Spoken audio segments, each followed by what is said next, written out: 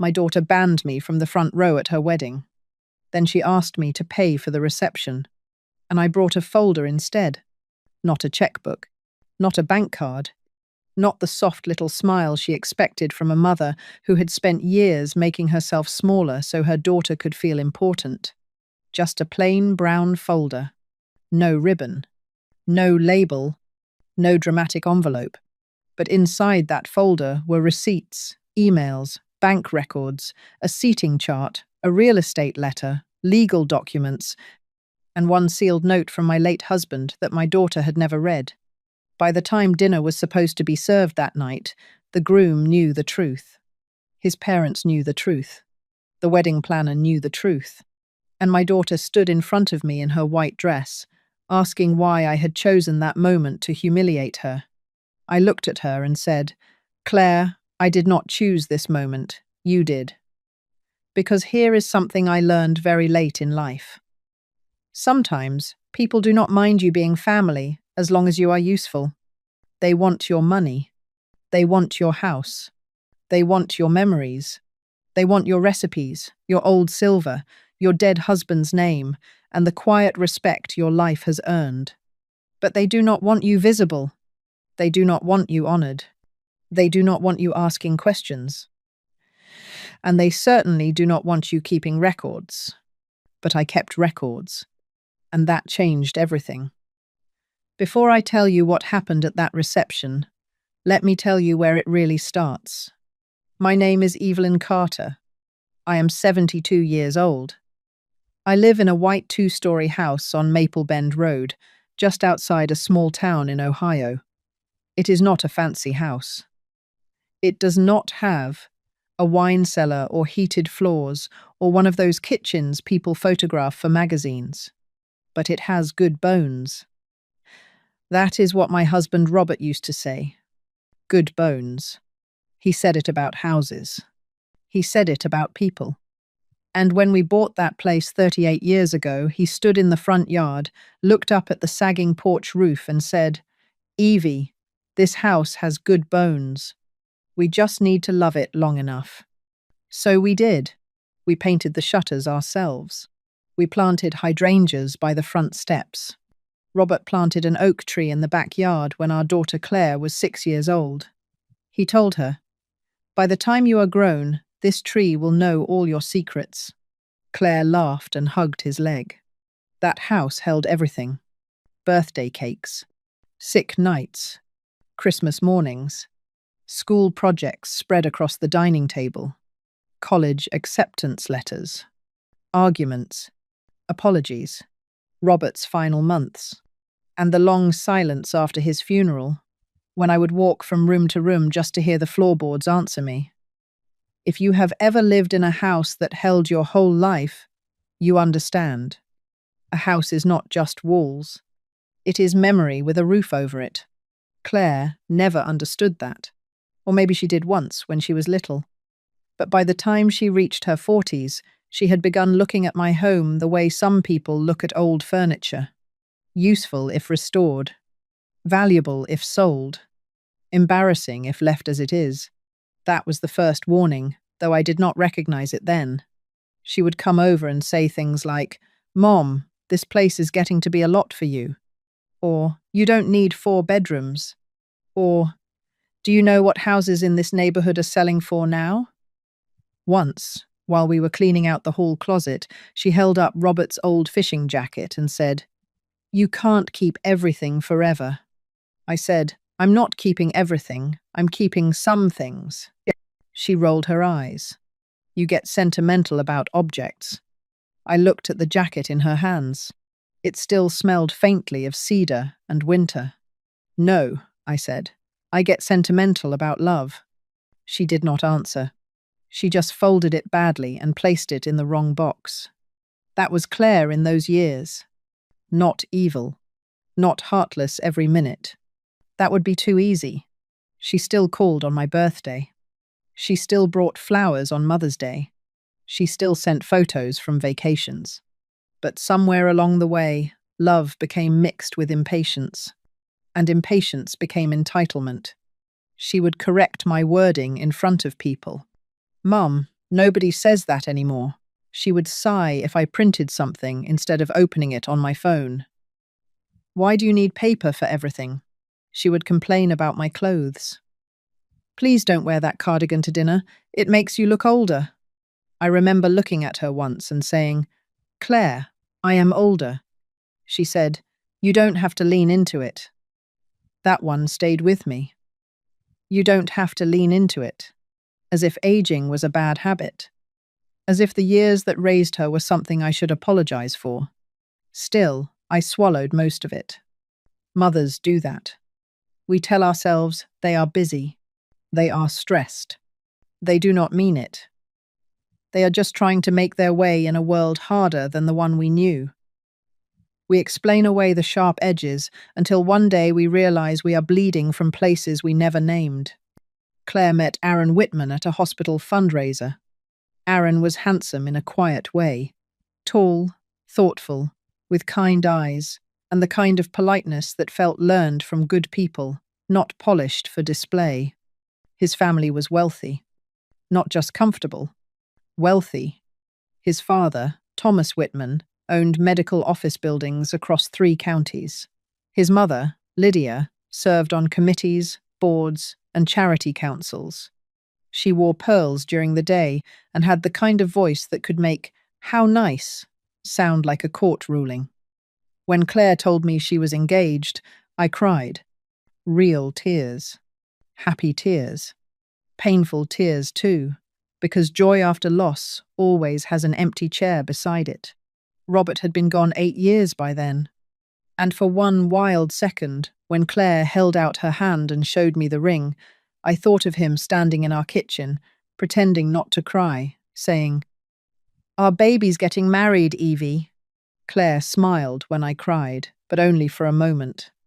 Then she said, "Mum, I want the wedding to be elegant, really elegant, not too emotional. Not too emotional." That was her first rule.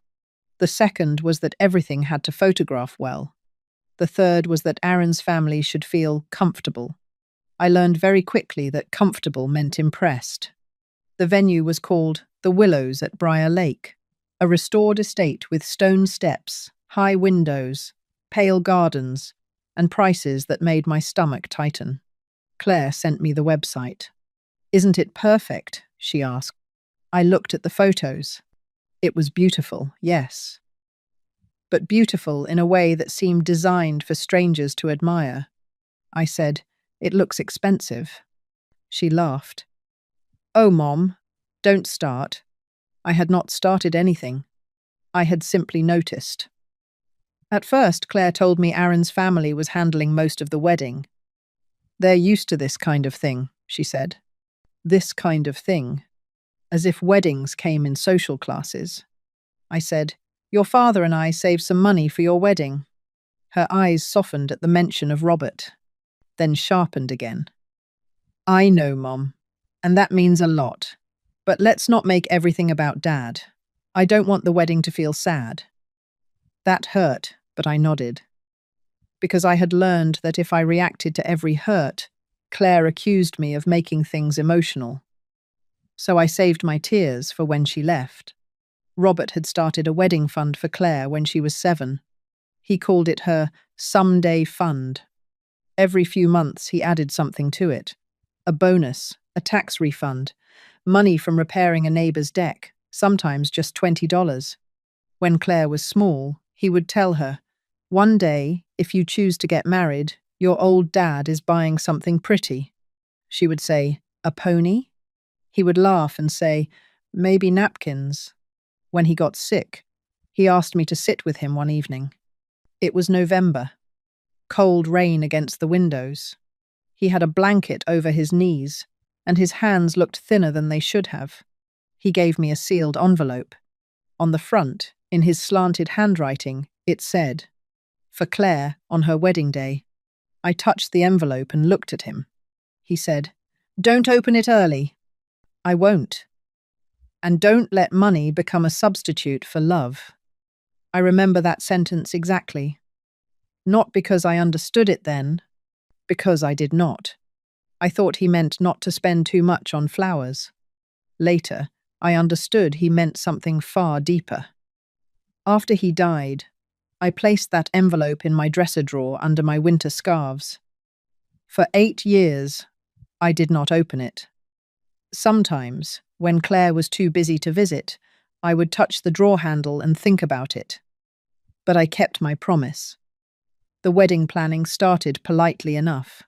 Then the calls began. First, it was the florist. "Mum, the florist needs a deposit by Friday. Aaron and I are trying not to put everything on credit. Could you help just this once?" It was $3,800. I paid it. Then the photographer. Then the cake design fee. Then part of the hotel block because Claire said her bridesmaids were stretched thin. Then the rehearsal dinner deposit. Then a catering advance because the venue has weird rules. Each time, she sounded embarrassed to ask. Each time, I told myself this was what family did. Each time, I gave quietly. I did not post about it. I did not tell Aaron. I did not tell Lydia Whitman. I did not ask to be thanked in a speech. I only wanted my daughter to feel supported on a day her father should have lived to see. But here is what I did not know then. Claire was accepting my help in private while allowing other people to believe I had given almost nothing. And that was only the beginning, because the first lie was about money. The second lie was about my mind. And the third one was about my house. 2 weeks before the wedding, Claire came to my house with a cream-coloured folder and the expression of someone about to make disrespect sound reasonable. I had made tea. She did not drink it. She sat at my kitchen table, the same table where I had helped her with spelling words and college essays, and pulled out a seating chart. "Mum," she said, "I need to talk to you about the ceremony." I looked at her hands. She was smoothing the paper again and again. "All right," I said. She took a breath. "So, the front row is going to be a little complicated." There it was. Complicated. People use that word when they do not want to say unfair. She explained that Aaron's parents had a large family presence. His grandmother needed easy access. Some important guests were coming. The photographer had planned certain shots. Then she said, "So I think it would be better if you sat in the second row." For a moment, the kitchen seemed too quiet. "The second row?" I asked. "You'll still be close." I looked down at the chart. My name was printed neatly. Evelyn Carter. Second row, not mother of the bride. Not Mom. Just my name. I asked, "Where would your father have sat?" Claire's face tightened instantly. "Mum, please don't make this emotional. If you have ever been wounded and then blamed for bleeding, you know what that sentence feels like." I folded my hands in my lap. I did not argue. I did not cry. I did not ask her to remember who stayed up with her when Robert died and she could not sleep. I simply said, "If that is what you want." Relief passed over her face so quickly, it almost made me ashamed for her. "Thank you for understanding." But I did not understand. I only saw. And seeing is different. The next morning, she called before 9. I was on the porch watering a fern that refuses to die, which is something I admire in plants and people. "Mom," she said, "there's a small issue with the reception balance." I closed my eyes. How small? The venue needs the final payment, and with the upgrades and guest count adjustments, it's more than we expected. "How much?" A pause. Then she said, 26,000. I sat down slowly. $26,000. After everything already paid. After the florist. After the photographer. After the cake. After the hotel rooms. After Robert's fund had already been touched more than once. I said, "Claire, I thought Aaron's parents were covering the reception." "They covered the venue rental," she said quickly. "But not the food and beverage minimum, and not the extras. Mom, please. You always said family comes first." Family comes first. The same family that could not give me the front row. The same family that wanted my money at the counter and my body behind the important people. I almost said no. A clean no. A good no. But something in me held still. Maybe it was wisdom. Maybe it was Robert. Maybe it was the old printer in my spare room waiting like a witness. I said, "Send me the paperwork." Claire exhaled. "Oh, thank you. I knew you'd understand." There was that word again. Understand.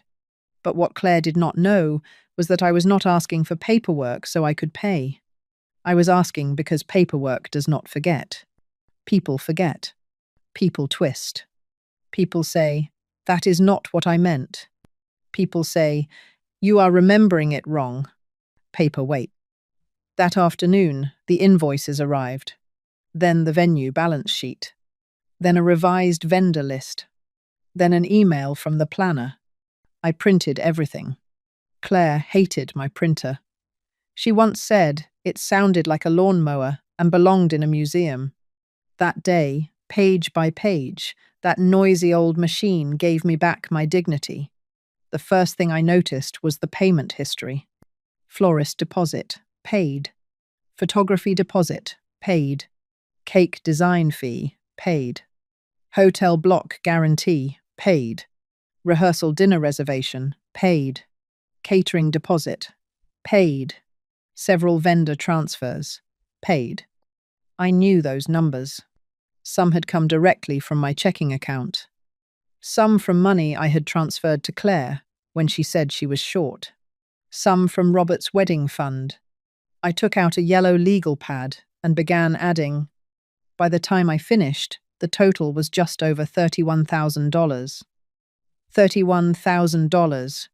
Quietly, without a front row seat, without a thank you, without my name spoken in any room where it mattered. Then I saw the second thing. Responsible party, Evelyn Carter. I frowned. That was not what I had agreed to. I had agreed to help with specific costs. I had not agreed to become a blank check for a reception where I was being treated like an afterthought. I called the venue. A young woman named Marissa answered.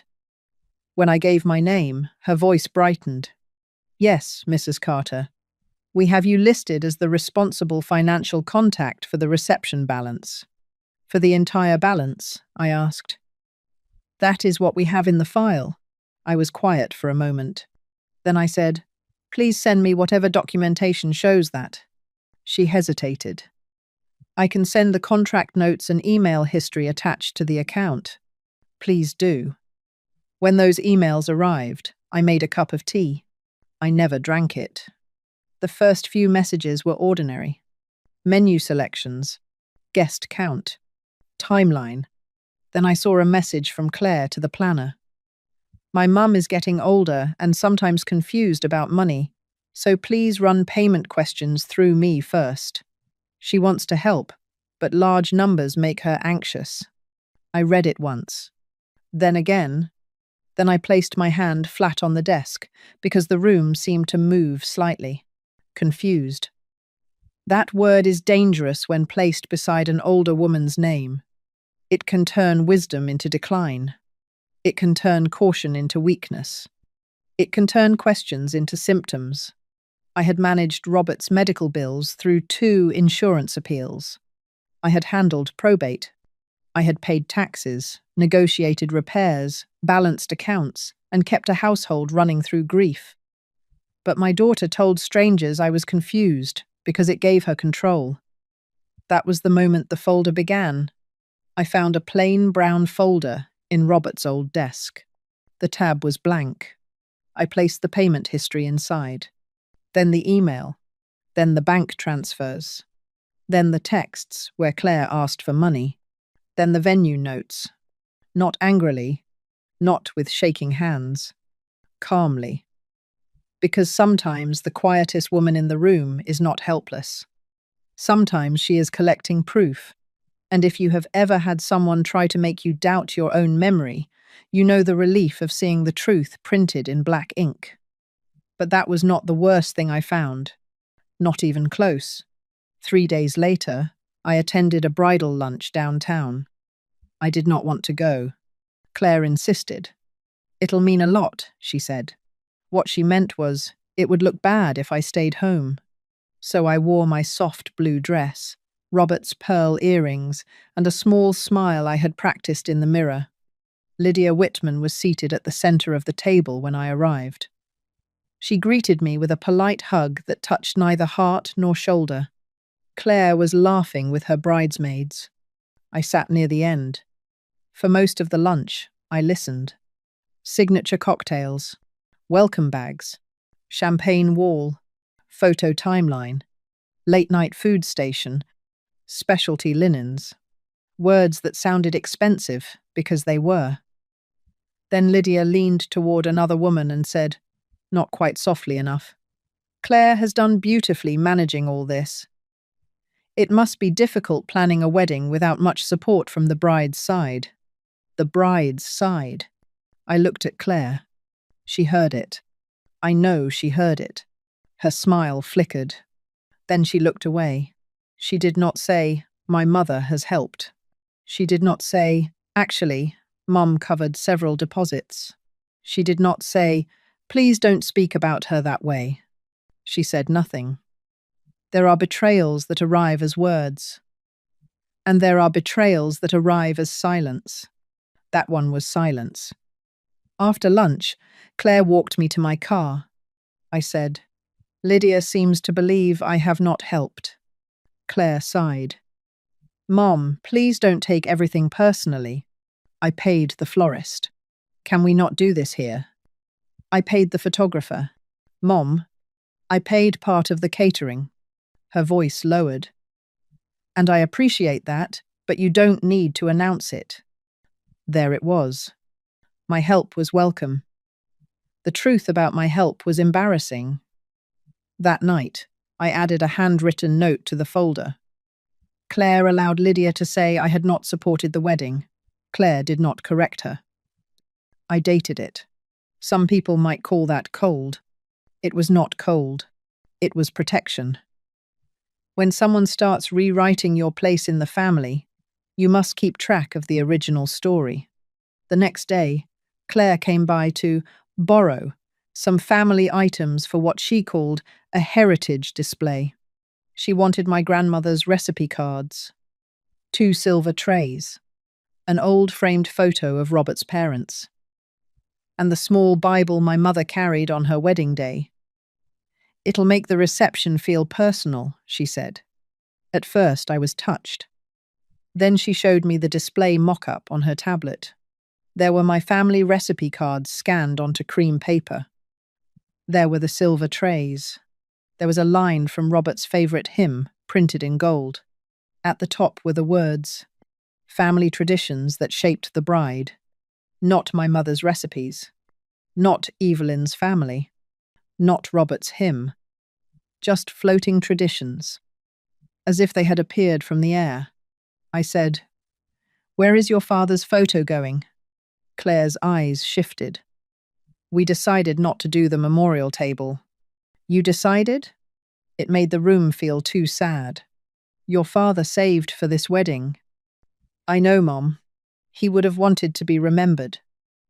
And I want to get through my wedding day without crying in front of everyone. Everyone. By everyone, she meant me. I picked up the recipe cards from the table. Claire frowned. What are you doing? I'll bring these myself. Why? Because they belong to me. She stared at me. For the first time, Claire looked at me not like a soft place to land, but like a locked door she had expected to open. That evening, I went upstairs to my dresser. I opened the top drawer. Robert's envelope was still under the scarves. For Claire, on her wedding day, I picked it up. My hands trembled. I did not open it.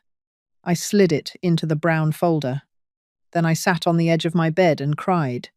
Not because of the front row, not because of the money, because my daughter had removed her father's photo while using his memory to ask me for checks. And this is where the story turned again. 2 days before the wedding, I received a letter in my mailbox. It had my name on it, but the first line mentioned Claire. It came from a real estate office. At first, I thought it was junk. Then I saw my address. Maple Bend Road. My house.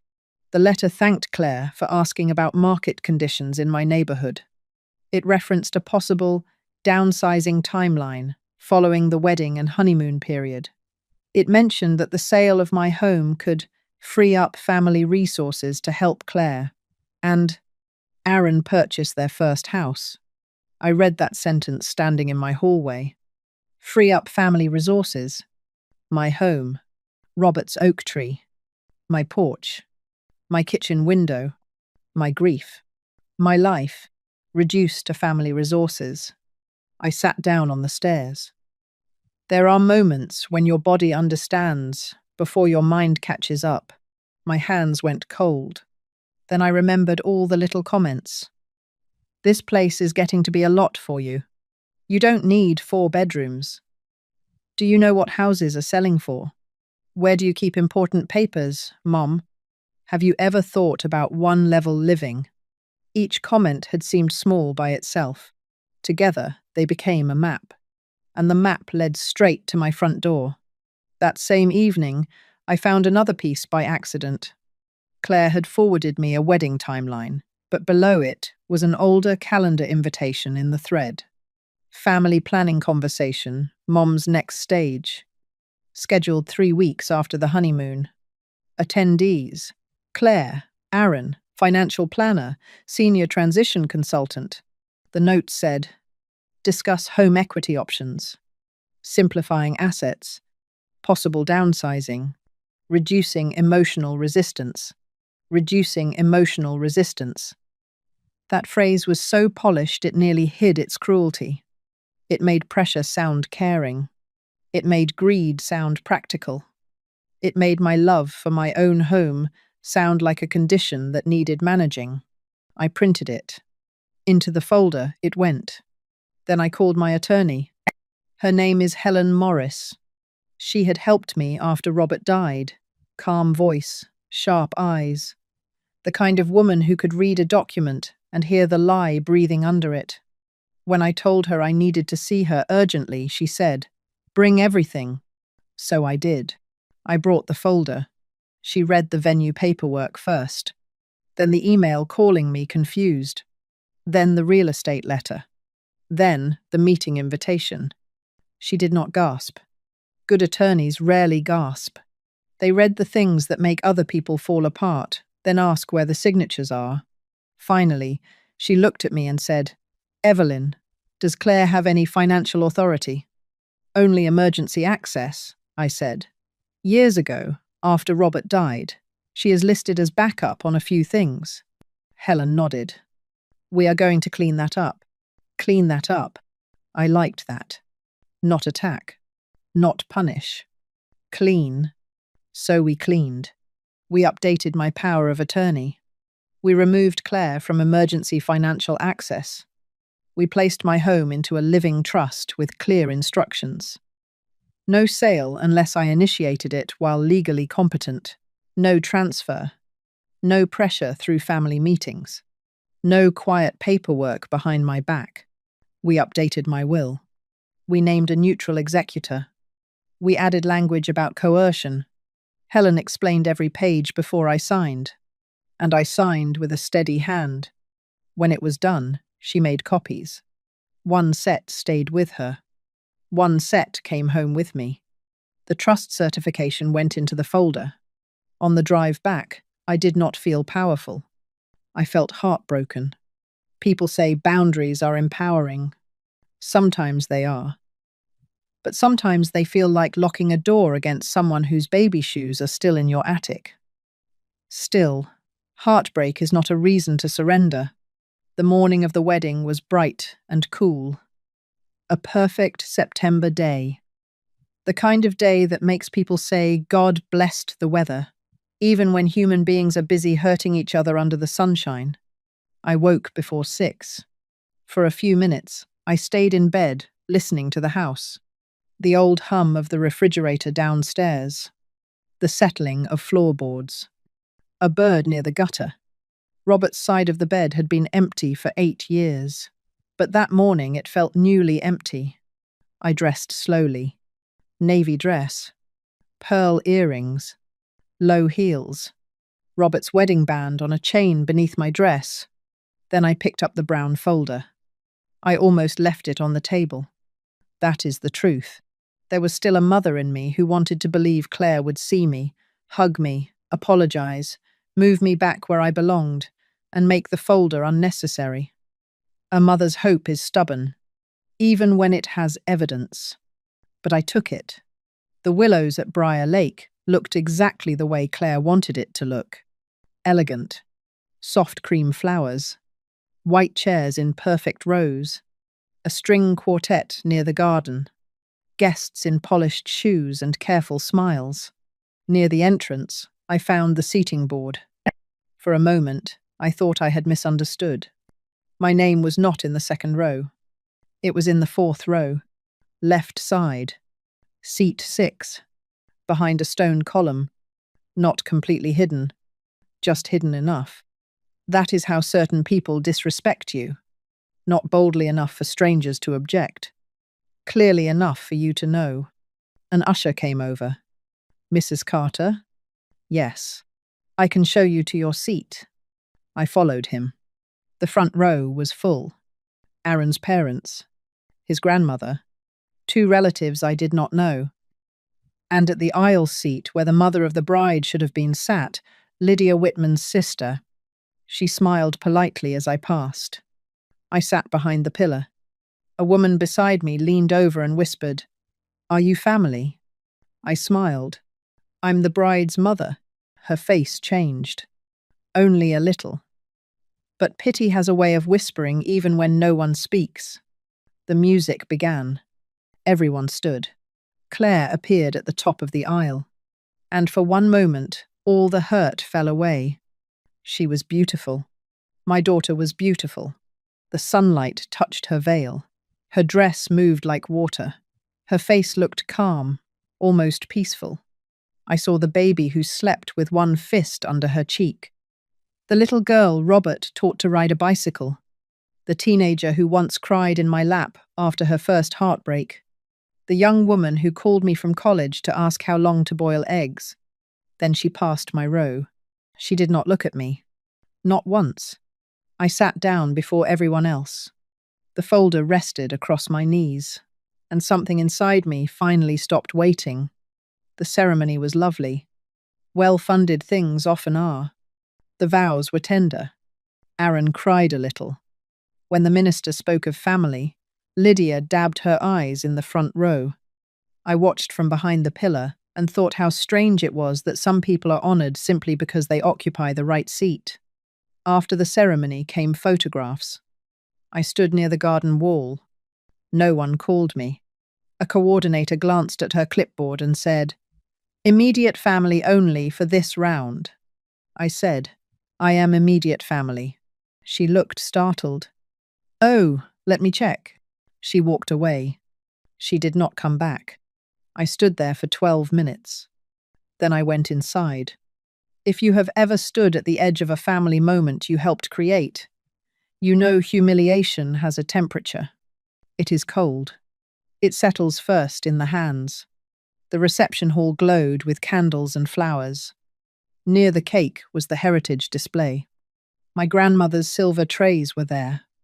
Not the 2 Claire had asked for. 3. She must have taken the 3rd months earlier from my dining cabinet. Beside them were printed copies of my recipe cards and a framed line from Robert's favourite hymn. The sign above them read, "Family traditions that shaped the bride." I stood in front of that table for a long time. They wanted my history, not my seat. They wanted Robert's hymn, not Robert's grief. They wanted the shine of my silver, not the woman who polished it for 40 years. I took a photograph with my phone. Not to post. To remember. Then Aaron found me near the windows. "Mrs. Carter," he said, "I'm glad you're here." I believed him. That made it hurt more. "Thank you, Aaron." He shifted his drink from one hand to the other. "I know weddings can be complicated." I smiled faintly. There's that word again. He looked confused. I just mean, I know there has been tension around expenses. Claire said, you are uncomfortable with some things. I studied his face. He did not know. That was clear. He thought he was smoothing over a minor family disagreement. He had no idea he was standing in the middle of a story Claire had written without giving him the ending. I said, Aaron, did you know I paid the florist deposit? He blinked. No. The photographer? No. The catering deposit? His expression shifted.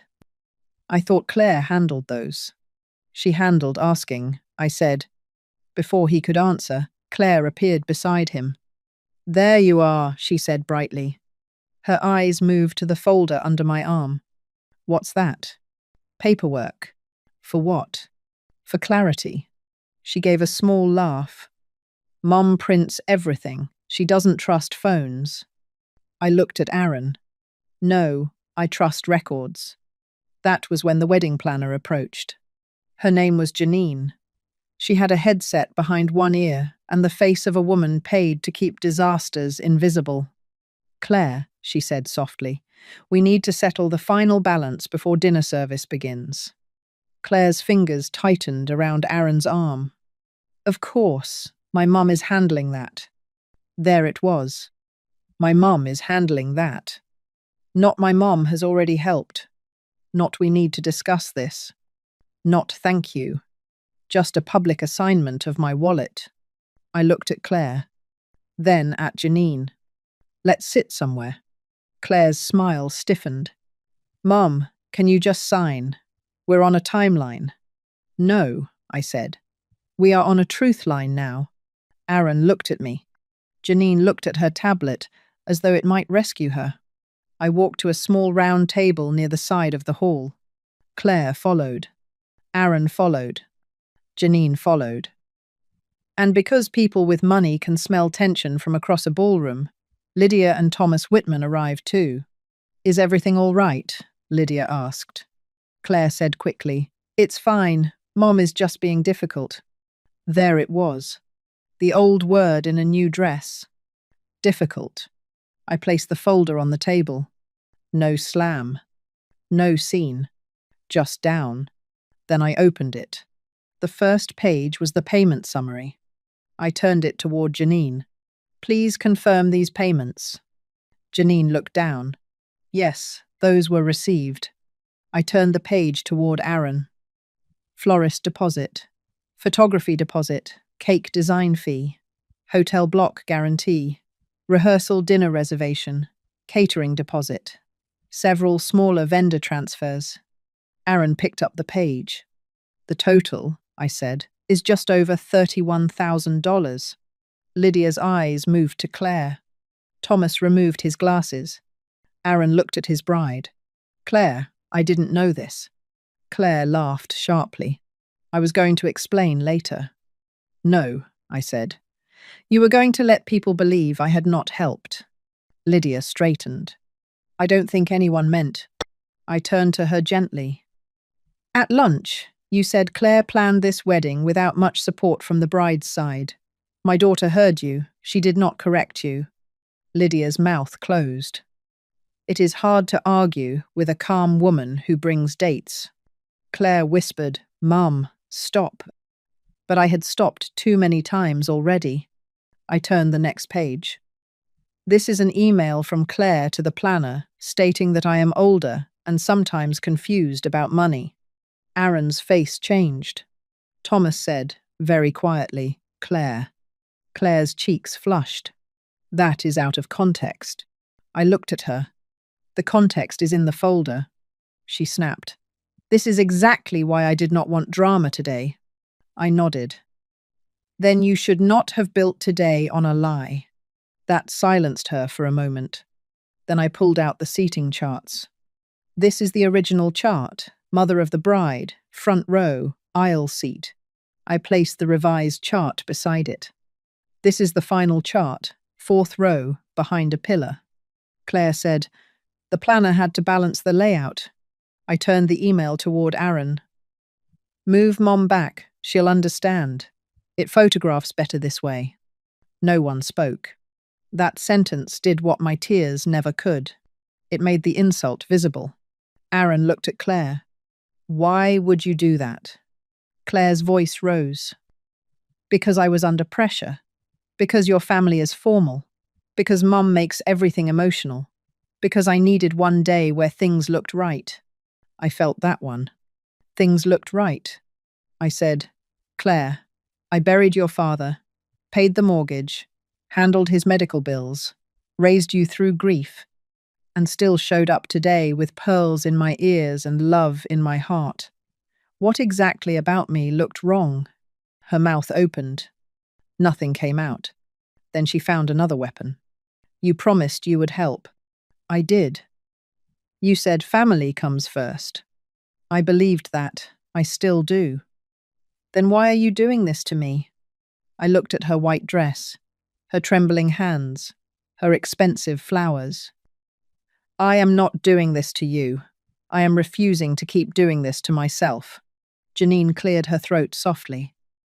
I'm sorry, but we do need to determine the payment arrangement. Of course, I said. I turned to the next section. These are the expenses I agreed to cover. These are the items added later under my name without my written approval. I read them one by one. Premium bar extension, champagne wall, late-night food station, additional floral arch, custom linens, specialty dessert display, extra transportation. Claire interrupted. You said you wanted the day to be beautiful. I did, but help is not the same as surrender. You are twisting everything. No, I am untwisting it. Thomas Whitman gave the smallest nod. Claire saw it. So did I. That little nod shifted the room. Because now the truth was no longer only mine. Janine reviewed the paperwork. These upgrades were confirmed by Claire, she said carefully. But billed under my responsibility, I said. Yes. Then correct that. Claire's voice sharpened. You can't do this now. I looked at her. You did this now, when you moved me behind a pillar and asked me to pay before dinner. Aaron stepped slightly away from her. Not dramatically. Just 2 inches. But sometimes 2 inches is the beginning of a whole truth. I almost stopped there. I truly did. A mother still wants to protect her child, even when that child has hurt her. But then Claire looked at Aaron and said, She gets like this when she's overwhelmed. Overwhelmed. After confused. After emotional. After difficult. I reached into the folder again. Then let's make sure everyone understands why I am overwhelmed. I took out the real estate letter. Claire's face went pale. What is that? I looked at her. Would you like to explain it? Aaron frowned. Explain what? I placed the letter on the table. It appears Claire contacted a real estate office about my home. Aaron looked from me to Claire. Your house? The house on Maple Bend Road, I said. Claire spoke quickly. It was just research. For what? Aaron asked. For her future, Claire said. Your mother is always talking about how hard the house is. I said the upstairs window sticks. Claire's lips pressed together. Thomas picked up the letter and read the phrase aloud, softly. Potential downsizing timeline, following wedding and honeymoon period. Aaron stared at Claire. You talked to a realtor about her house. Claire said, I was planning ahead. I placed the calendar invitation beside it. Family planning conversation, Mom's next stage. Aaron read the notes. Home equity options. Simplifying assets. Possible downsizing. Reducing emotional resistance. His face changed completely. Claire, he said, I was invited to this. She swallowed. I was going to explain. You told me it was about helping your mum organize paperwork. I looked at Aaron. Now you know why I like paper. Claire's voice shook. Mom, that house is too much for you. There it was. The sentence behind all the others. Too much for you. My house was too much. My money was not. My grief was too much. Robert's wedding fund was not. My presence was too much. My family silver was not. I took out the legal documents. This is a certification of trust, I said. Claire stared at it. My home is now protected in a living trust. My power of attorney has been updated. My executor has been changed. Old emergency access has been removed. No one can sell, transfer, pressure, pledge, or make decisions around that house without my direct legal consent while I am competent. I looked straight at my daughter. And I am competent. No one moved. Not Claire. Not Aaron. Not Lydia. Not Thomas. Not Janine. Even the noise of the reception seemed to fade around us. Claire whispered, "You went to a lawyer?" "Yes." "Because of me?" I answered honestly. "Yes." For the first time all day, she looked wounded. Not angry. Wounded. But I had to remind myself that the wound was not caused by my boundary. It was caused by the truth meeting her plan. Janine asked carefully, "Mrs. Carter, what would you like to do about the balance?" I said, "I will pay the amount I originally agreed to pay, directly to the venue. I will not pay for unauthorized upgrades. I will not reimburse charges added under my name without approval. I will not be responsible for a reception where I was hidden, misrepresented, and financially exposed." Thomas Whitman said, "That seems fair." Claire turned toward him. "You don't understand." He put his glasses back on. "I understand documents." That sentence ended something. Janine began recalculating. The champagne wall was removed. The late-night food station was cancelled. The extra floral arch was reduced. The premium bar extension was shortened. The custom linens stayed only if Claire and Aaron paid the difference. Each change sounded small, but each one removed a layer of the performance Claire had built on top of my silence. And still, I did not feel happy. That is what people misunderstand about quiet justice. It does not always feel like victory. Sometimes it feels like finally putting down a burden you wish your own child had never handed you. Then Claire made her final mistake. She wiped her face and said, "Dad would have wanted you to help me." The room changed. Not because everyone knew Robert. Most did not. But everyone heard how she used him. A dead father, placed on the table like another unpaid bill. For the first time, my hands trembled. I reached into the back of the folder and took out the sealed envelope. Claire saw the handwriting. Her face broke. "What is that?" "Your father's letter." "You opened it?" "No." I held it for a moment. "He wrote it before he died. It was meant for your wedding day." Her voice became small. "Mom, I was going to give it to you privately. I was going to sit beside you and tell you how proud he would have been.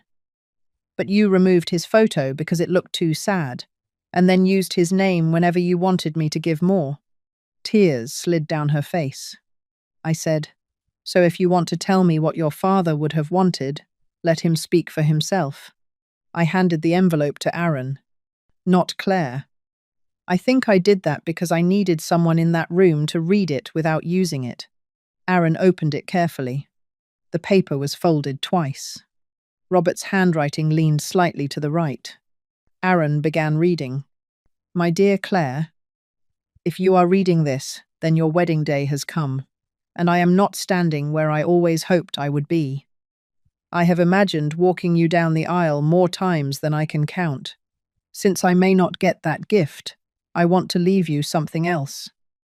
Money is easy to misunderstand. People think it proves love. It does not. Money can help with a meal, a dress, flowers, music, and a room full of people. But it cannot create honor where honor is missing. Your mother is the reason you will reach this day with a full heart. She will be the one who stays when I cannot. She will remember what you loved as a child. She will know when your smile is real. She will carry pieces of me that no photograph can hold. If any money I saved helps with this day, let it be used in a way that honors the family that brought you here. Do not let beauty become pride. Do not let celebration become performance. And never treat your mother as less important than the people you are trying to impress. A wedding is one day. A mother is a lifetime. Love. Dad.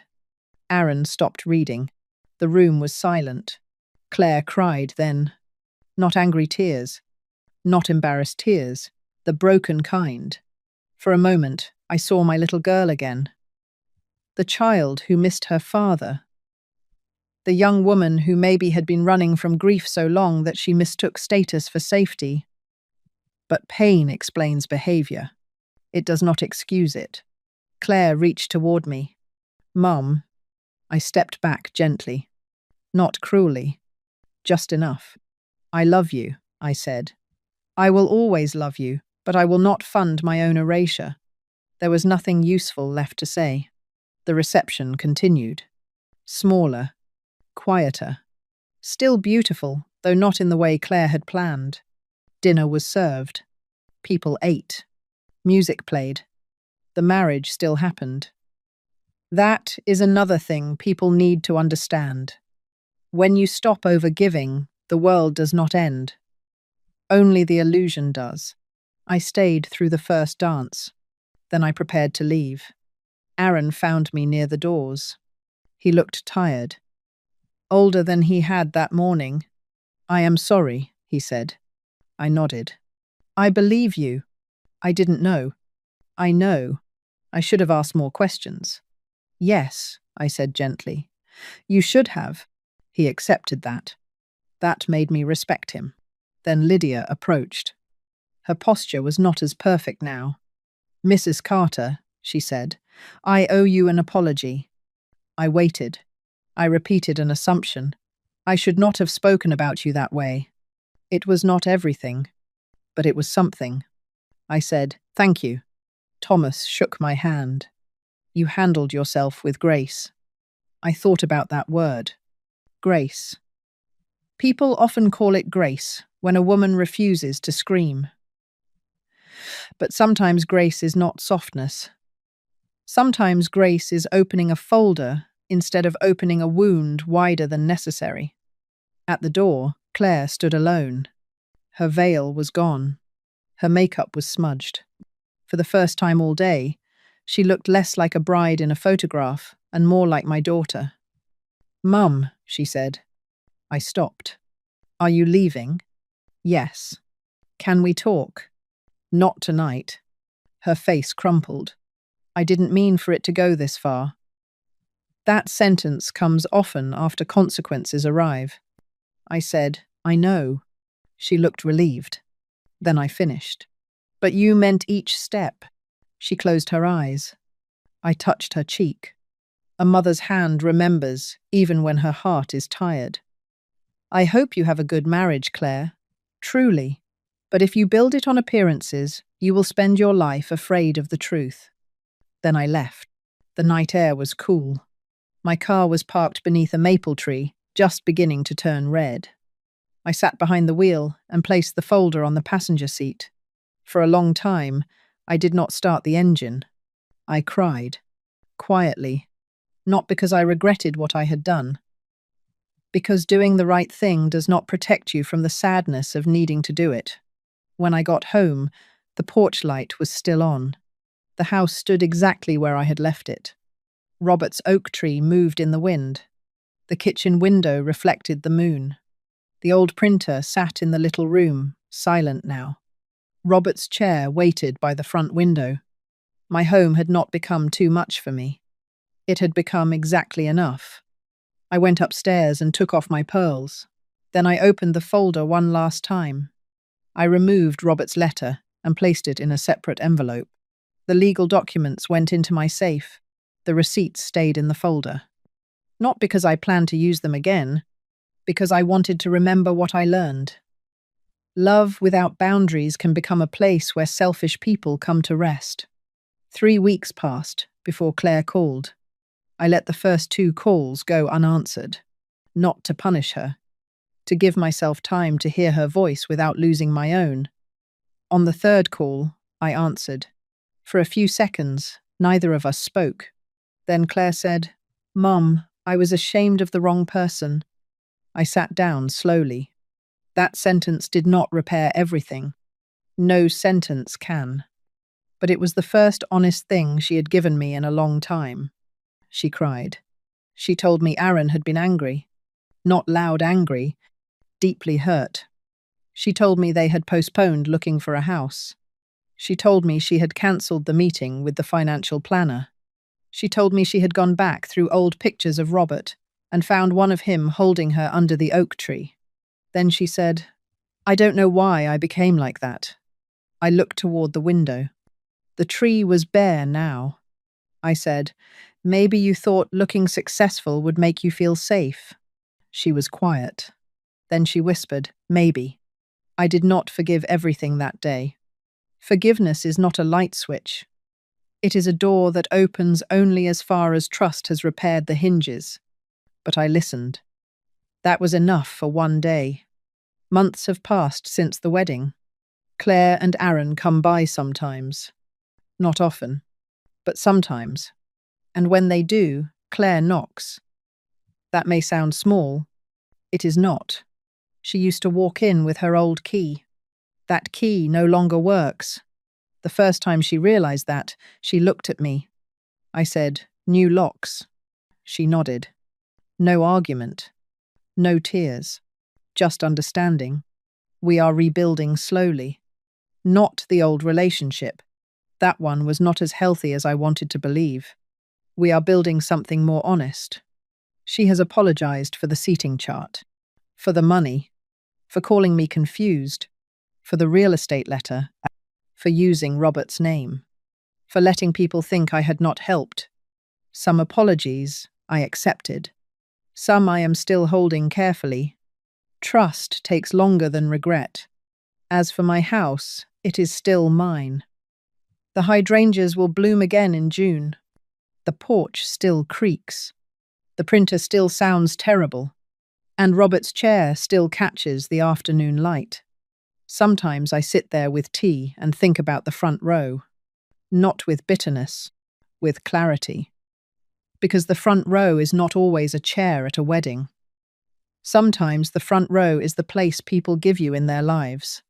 Sometimes they want your labor in the back room, your money at the counter, your signature on the bill, your memories on the display table, and your body behind a pillar.